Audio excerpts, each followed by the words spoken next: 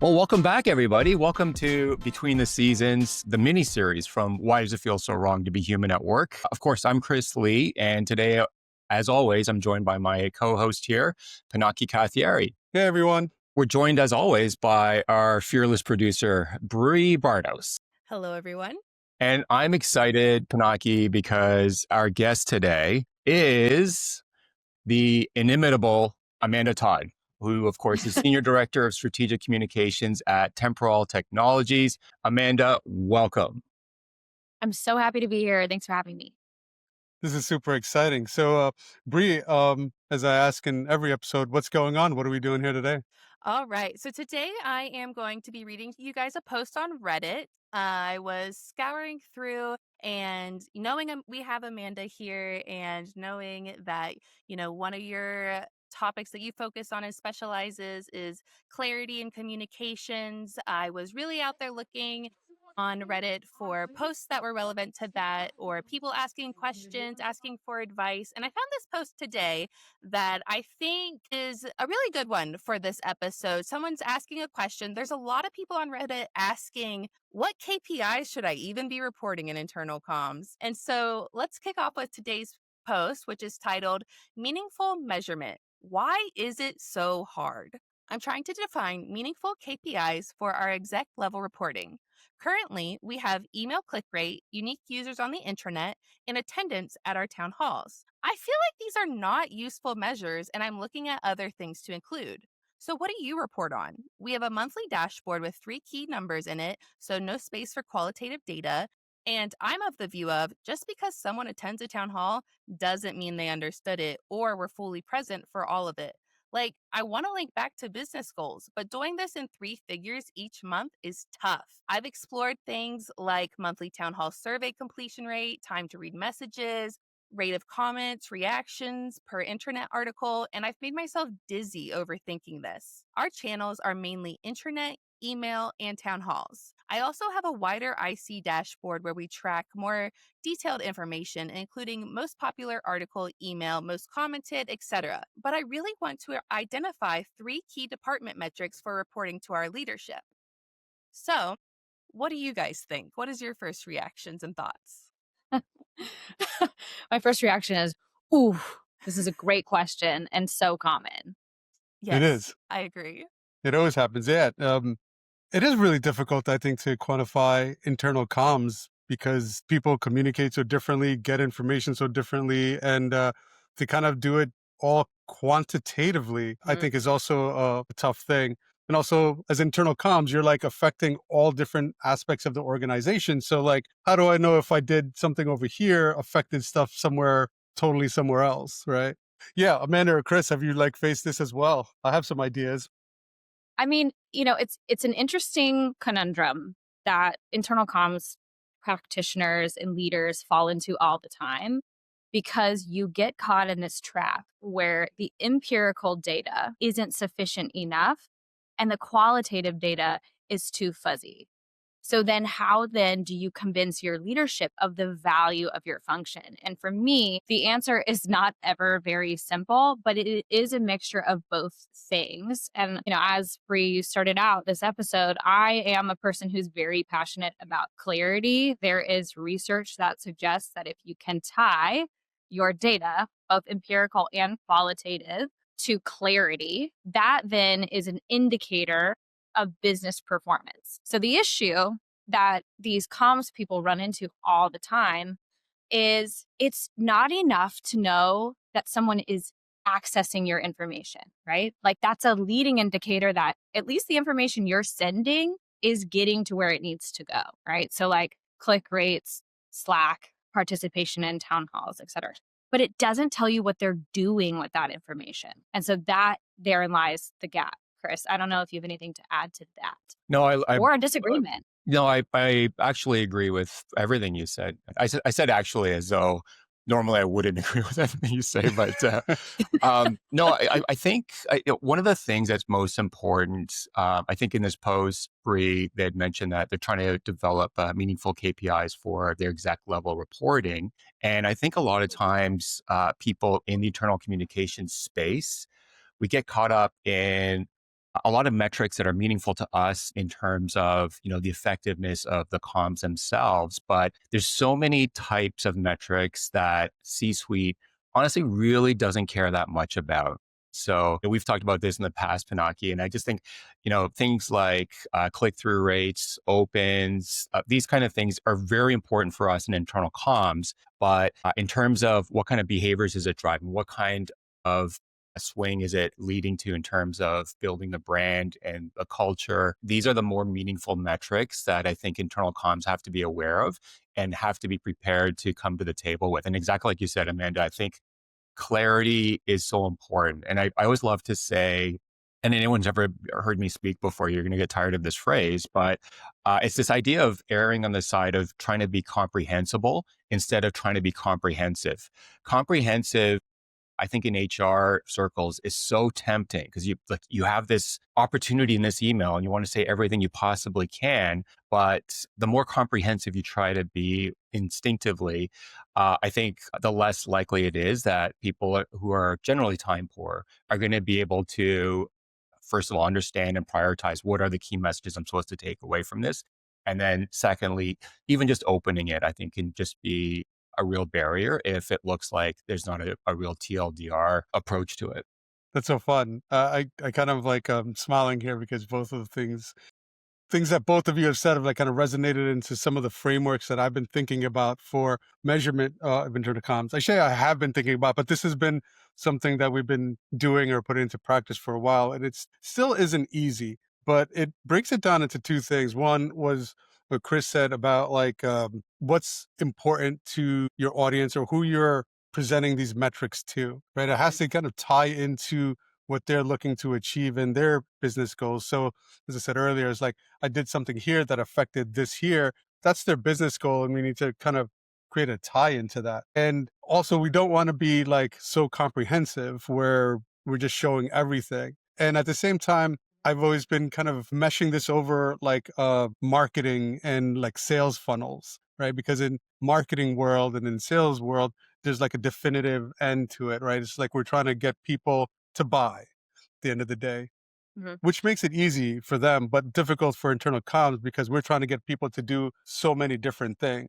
But in order to measure the different things we need to get them to do, I had this simple approach that I thought of, which was first, there's like 4 or 5 key areas for each thing you want people to do that we want to measure. And I kind of keep it to these 5 things. And if you notice like an issue with this, then you could kind of dig deeper and get further. But the 5 things is one, did they see the message or did they see what you're telling them? And that could be your normal, like, open rates, view rates, things like that.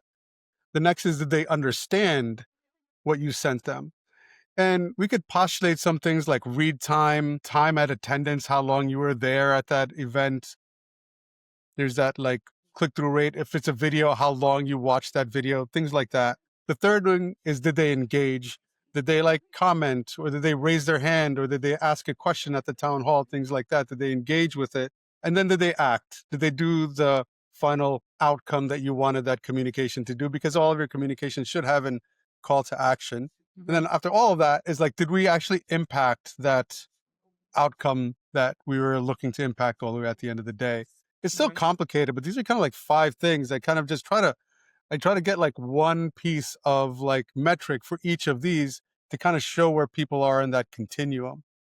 And what like Amanda talked about is like, did they understand? Is it clear? That's kind of in that understanding thing. But similarly, it's like some of these are like hard numbers and some of them are not. Like, how could you actually put a hard number to understanding unless you do like a really quantitative psychological test on people?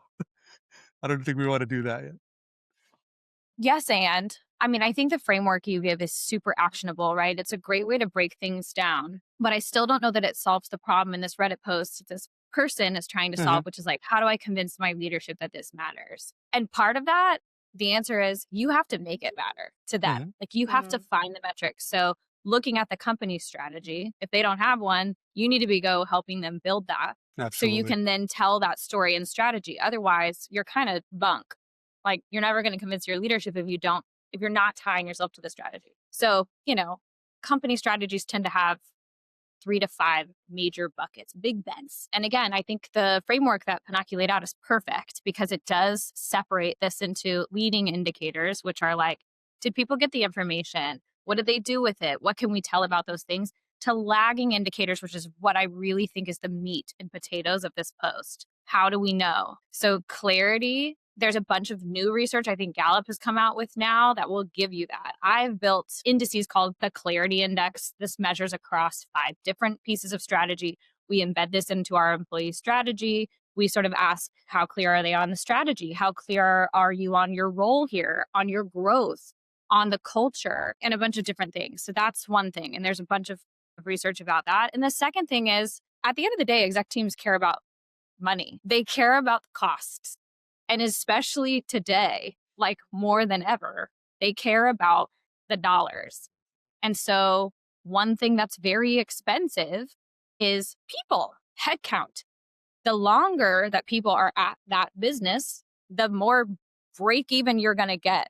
You're in the red when you hire anybody because they have to come up to speed. They have to understand what's going on in the business. That's all communications embedded in there, right? So to get to a person who's like at peak productivity requires like a really strong communication system to extend that employee's lifetime value at the business. That is a bottom line number. Retention is super important.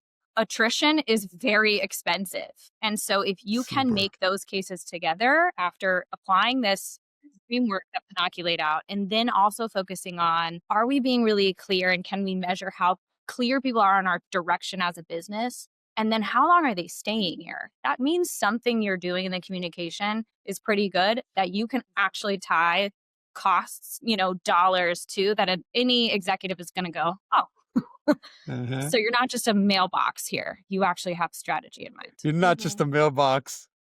Yeah, and I think that's so important. And so first of all, Panaki, I got to say, absolutely love that framework that you developed. I'm definitely going to steal that. Take it. But also, Amanda, I really love what you're talking about in terms of clarity, because I think the clarity, it's not, Panaki, on the first 2 rungs of that model that you have, like, did they see, did they understand? I think a lot of times we think about clarity as being that, but actually, I think as we're talking about this, clarity really sets the stage for those lagging indicators, Amanda, that you're talking about. And so if we look at this, I really starting to visualize this as a spectrum, because I think there's too many internal comms teams that love to focus on those first 2 stages. Did they see, did they understand? And ultimately, the leading indicators, again, important in internal comms, those lagging indicators are going to be the ones where if you're going to develop meaningful KPIs that mean something for execs, this is where we have to live, right? So did they act? Did they engage? How does it impact outcomes? Is there a recognition of what we're trying to achieve? And I think a useful space for internal comms practitioners to always think about is starting backwards in terms of what lagging indicators are we trying to get to. And I remember I was at a conference and I asked, I think it was Jenny Field and Advita Patel, about this question of why is it so hard for internal communicators to, internally communicate their value to organizations?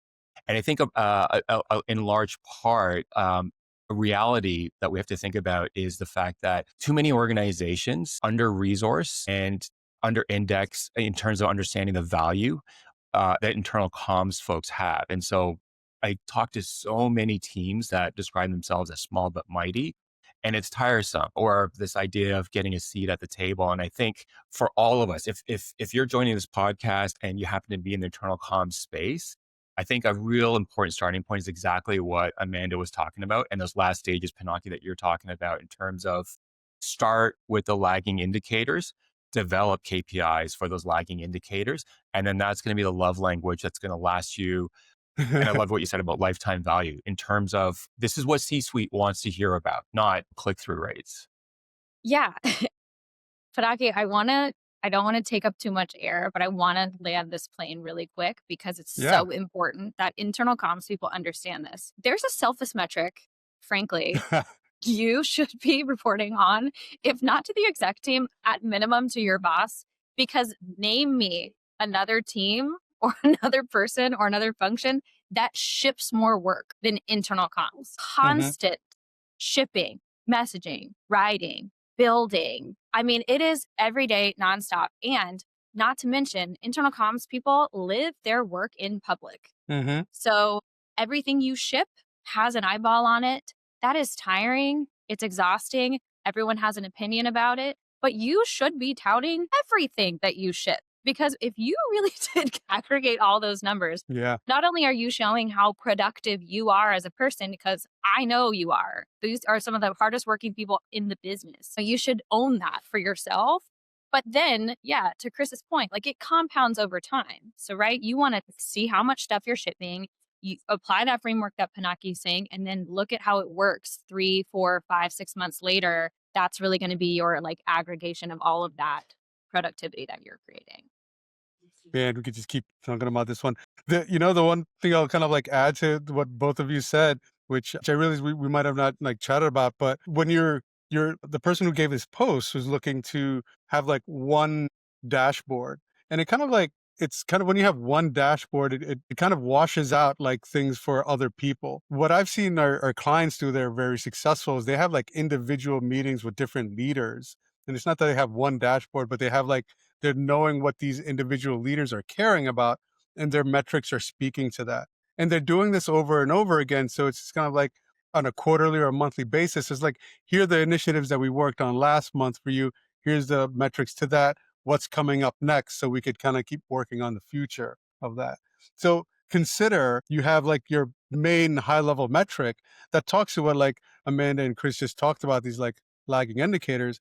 But imagine you also have like these other metrics that you're talking to individual leaders, and those could all ladder up as well. Totally. If you use whatever annual or biannual employee engagement survey that your HR team inevitably puts together, and you bake in, 10 or so questions that are getting that lagging indicator. Are you clear? Strategy, all of those things. Ostensibly, you should be able to slice whatever tool you have. Hopefully you have a tool. There's 1,000 of them on the market, and I'm sure your team has one. They can slice it by department. And so if you are measuring against like how clear are you on your role, your career path, your strategy, our culture, you can see by department who is communicating these things better and who's not. So you can actually tailor a communication strategy per department by saying, okay, your team is really clear on strategy. You're doing an amazing job there, but they're not very clear on their career growth. Your scores were lower.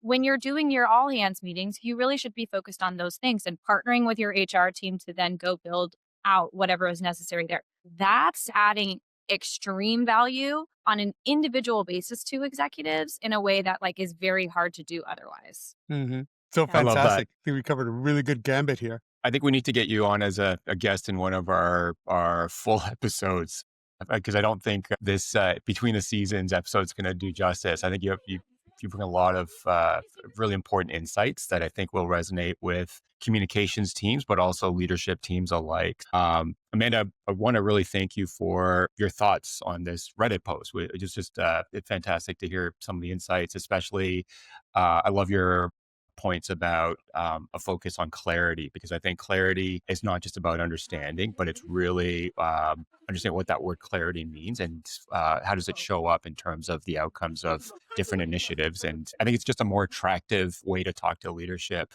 in terms of what we do. Yeah. Well, anytime. It's been a pleasure. Really had a great time. Absolutely. Thank you, Amanda. And yeah, thank you, listeners, for tuning in to this week's Between the Seasons episode of Human at Work. If you enjoyed this conversation, be sure to follow and subscribe wherever you get your podcasts. Yep. And of course, we're going to be back next week with another short, honest conversation about what we love talking about, which is the human side of work. So we'll see you then. Thank you all. See you next time.